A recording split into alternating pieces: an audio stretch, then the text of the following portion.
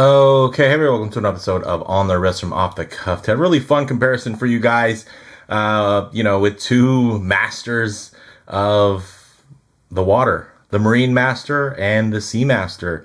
And these are both modern references, so this is a bit of a one-to-one. Of course, they are pretty different in terms of leagues of cost, but in terms of capability, heritage, I'd say they run a little bit closer than one might think. And, needless to say, neither of these are on their OEM straps. One of the reasons is because the Seamaster was lent to me by somebody who doesn't have it on the OEM strap. They have it on their Anchor Flex Pro strap, and it's the founder of Anchor, which makes sense. So I thought it would be more of a one-to-one comparison if I also matched it here. Which is kind of funny because one of the drawbacks for the modern Seamaster for me is the bracelet. So now that that's out of the way, I guess it should be more, maybe a little bit more competitive here. Which is interesting to say considering that the Marinemaster retails at $2,900, whereas this particular Seamaster is going to be around $6,900 because it came on a mesh bracelet. So it would be nice to have a little bit more of a one-to-one, but I think this will do for now, and I think it's a lot of fun. And, honestly, there's a lot of people who do prefer their divers on straps, so why not have them on these straps here? So a little bit about Seiko. They were founded back in 1881. They have, of course, their iconography as a Japanese brand that covers all market segments from entry level to high end. Whereas Omega was founded in 1848, and they are Swiss made, and they're part of the Swatch Group's luxury tier.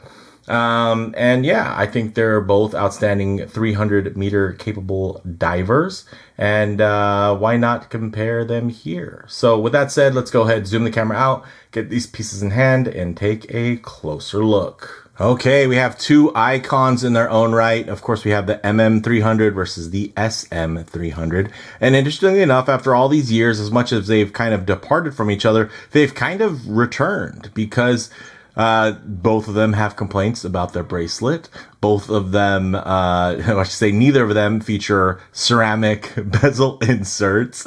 And, I think that's kind of interesting. And honestly, their sizes are very similar now, whereas the Marinemaster, the lineage started off at much larger sizing. It has now come to be a bit more manageable, in terms of its 42 millimeter and some change width versus the, SM300, which started out a bit smaller and kind of has worked its way up to about 42 millimeters in width. So let's go ahead and take a look at these two titans. And I like that they both do have, as you can see there, very nicely done texture dials. Very different. We have the granular texture versus the wave patterning. We have matte versus gloss there. We have, of course, they both have some beautiful contours and bevels when it comes to the casework on these. So very, very nice. I do like that they both have fully graduated bezel inserts in terms of timing functionality. One has a date kind of snuck in, and the other one just decided to say no date at all is needed. In terms of their dimensions, we have a 42.6 on the Marinemaster, which is actually about 41.5 at the bezel, and then we have a full-on 42 here for the Omega Seamaster. Now, the thickness, close again, about 13.4 versus 13.7. So the Marinemaster is actually thinner somehow, which is cool. So I like that. And then in terms of lug to lug, though, we have 49.1 on the Marinemaster versus just 49 from the Seamaster. So I'd say size-wise, the differences are quite negligible. And I think side by side, when you look at the dial and bezel proportions, I think the differences, again, are negligible. So it's not like, hey, this wears too big for me, I need to wear this because it's smaller, or this wears too small for me, so I need to wear this, so this is bigger. Like, if you can wear either of these watches, you can wear both of them, to be quite honest. I think they both hit a sweet spot in terms of their scale and size. Now, some other comparisons. They both have 120 click rotating bezels there, and they're both unidirectional, and they both have loomed 12 o'clock pips. I do enjoy that this pip is shielded here on the Omega. Do wish we had a shielded pip here on the Marinemaster.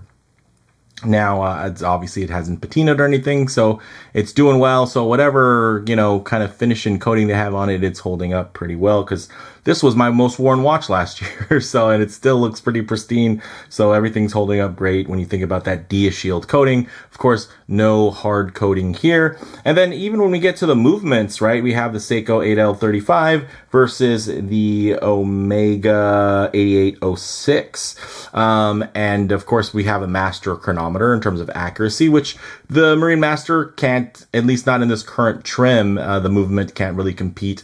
There are higher trims of this movement in Grand Seiko watches that absolutely can compete, but this is not a Grand Seiko, and it's not priced like a Grand Seiko at under $3,000.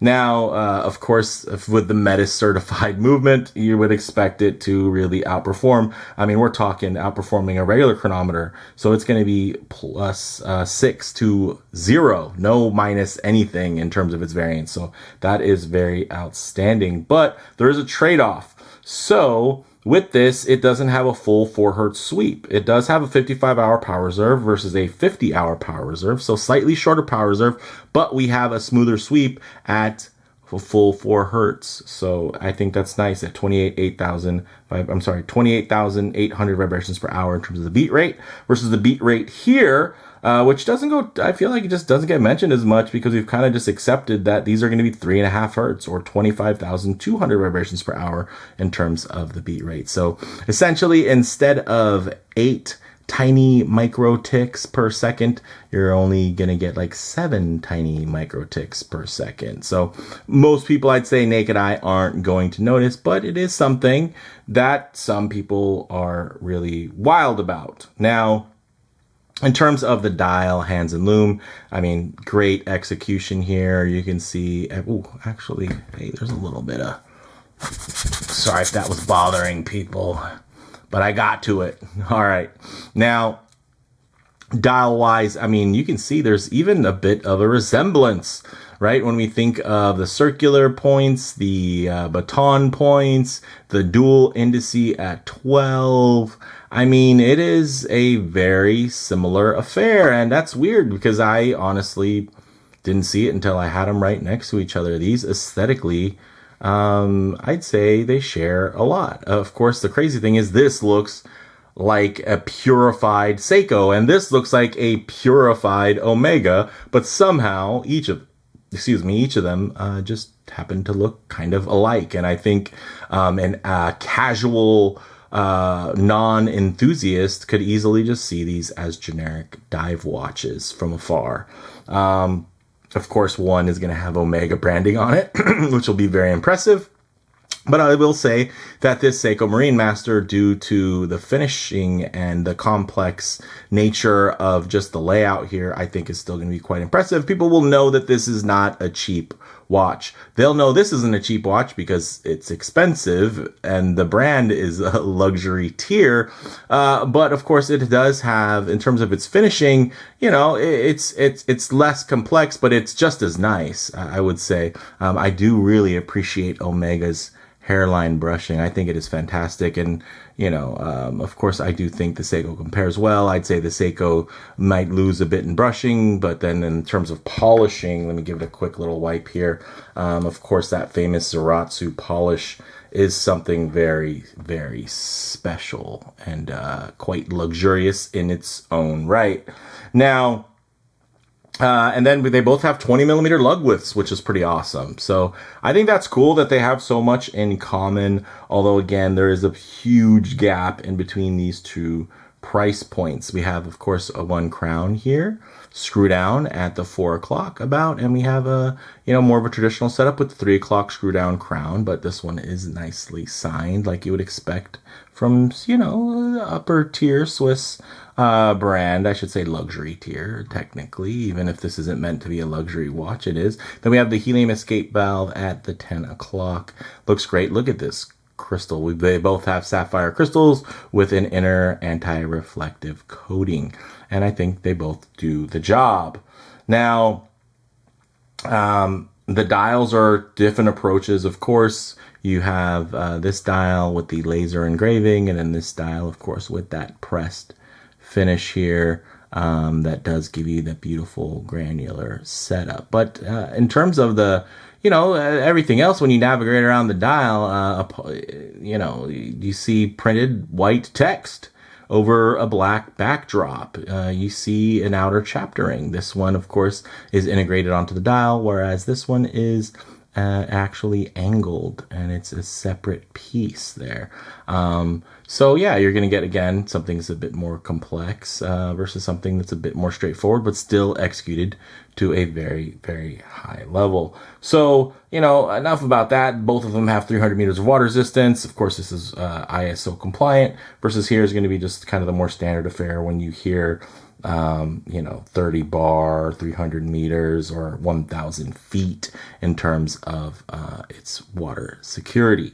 Now, let's go ahead, get these pieces on the wrist and see how they wear. Okay, as you can see on my 7.5-inch wrist, or 19 centimeters in circumference, this is a full-sized wear. Of course, I don't consider it oversized, and honestly, although my wrist is on the larger side of average, it's also quite tall and round, so it's not super wide, flat, and accommodating. So I do have to be very considerate when it comes to that lug to lug and overall proportions, but I'll say this thing wears really quite beautifully. The only reason why I'm not super excited to wear it probably is because I have a neo vintage model that wears thinner in terms of my electric blue Seamaster with the big triangle, which I adore. But if it wasn't for that, this would probably be wooing me a lot more, like it does to many other folks. I think this is a beautiful watch that does it all, and honestly, although it might not have every spec, right, with that aluminum bezel insert, little things like that here and there,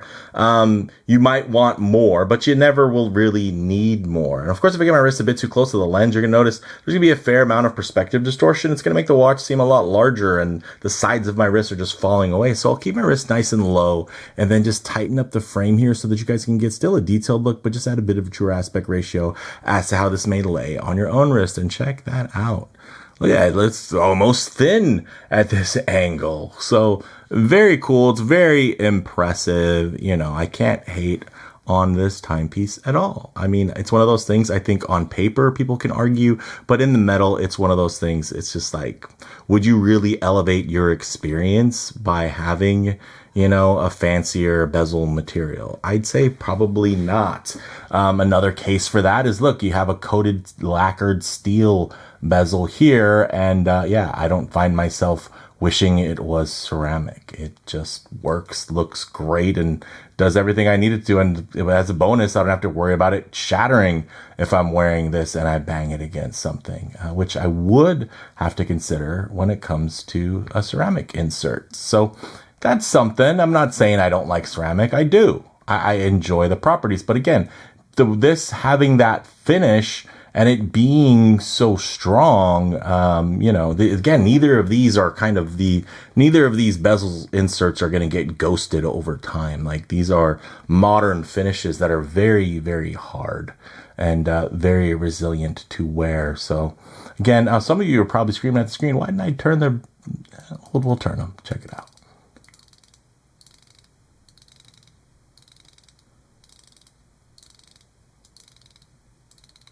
Nice balance of smooth and clicky. Nice alignment. And then let's try on this side. Ooh, much more audible. But this grip is a lot trickier. I have to be a lot more deliberate with it, which I will say is not the funnest. The action itself, I think, is quite good. Nothing crazy. Of course, I've used some other ones that, just like from Vulcane, that I think is an amazing bezel action on a much cheaper watch. But in terms of the action, it's not bad action. I think I've seen some people report that it's bad. I think what's less than great is really going to be the grip here and how deliberate and how you have to try. I feel like the diver's bezel turning should be effortless, not in a way that it shouldn't have resistance, but when you need it to do something, it should just do it. And you get a little bit more of that here. Although you're getting a lot more resistance and you have to put effort into the turning, you don't have to put effort into engaging with it, which, I don't know, for me is a win. So with that said, let's actually get these off the wrist, set up for some Lume shots, low light transition, and closing thoughts. Okay, let's go ahead and hit the lights here. Okay, look at that. So nice Lume on both sides. Of course, you're going to get more surface area with that fully loomed bezel insert. So very impressive on the Omega side, although I will say the actual Lume compound itself from the Seiko, I would say, yeah, Lume Bright's known for that initial brightness as well as its longevity, kind of being some of the best in the business. But I think, you know, again, either of these won't leave you wanting for more. I will say one of my concerns would be, though, is the fact that it is all loomed on that bezel insert, but the only part that is protected is the bezel pip. So, you know, that may start to yellow over time. So time will tell. We'll see. Obviously, this is a beautiful example here that was lent in. But I definitely had some uncovered, which is why I prefer a shielded pip, and I would prefer a non-loomed bezel unless it has some type of coating on it to protect the lume from tarnishing or patining, unless that's what I'm going for, right? But one thing I always like to work in is going to be a bit of a low light transition, because now I was going to be out in the middle of a field enjoying direct sunlight. A lot of times you're going to find yourself coming out of buildings, walking underneath overhangs, or just hanging out underneath the shade of a tree. So it's nice to see what these colors, textures, and finishes run alike in less than optimal lighting. And as you guys can see, these look fantastic. Look at that as light glides over those matted textured dials. Very, very cool. And then, of course, you're just going to get a lot of play when it comes to, you know, the wavy design on the Seamaster, as well as the angular design on the Marinemaster. But just a little bonus here, we'll give them a little supercharge here with the black light. Ooh. I'm digging the tones, the blue tones. You have the two-tone lume there on the Omega with just the all green here. And I will say, from, as you guys can see now when I'm exposing this, the day lume is definitely much whiter in appearance on the Omega, whereas you're going to get a bit of a slightly green hue on the Seiko, which some people might like and some people might, you know, it's, again, those are subjective things. But what's not subjective is that both of these are highly legible dive watches, and they do a fantastic job. And, you know, they go deeper than anyone will need to go, because like the world record is probably about the same or less. I want to say the world record is closer to 200 meters than it is to 3. So, you know, again, there's nothing else you'll need. You may want more from your divers, and especially depending in this price points, you might be looking at this video and thinking, I would never spend that much on either of these watches because they don't have the spec sheet I want. And you know, and again, I think that's a mistake.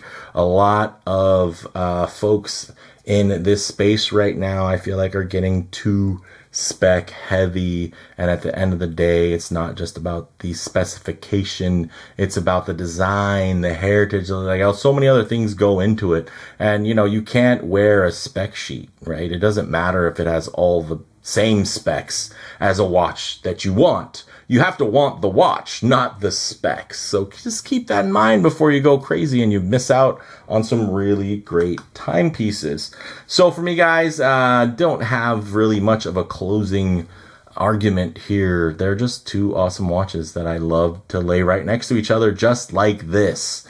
But let me know down in the comments, how do you feel after seeing this? Does this make you just appreciate the Omega a little bit more because they went upscale and they committed to that? Or maybe the Seiko because they said, hey, well, we're going to take a little bit more of a market approach and you know, we're going to have levels and tiers within one brand versus the Swatch Group where, you know, the whole brand of Omega is elevated. It's not just by model to model, right? If you want something that's more within this Marinemaster space, you're probably looking more at a Longines versus an Omega price point wise, right? So let me know what you think down in the comments below. If you like the video, please hit like, and if you're new, please subscribe for more content just like this.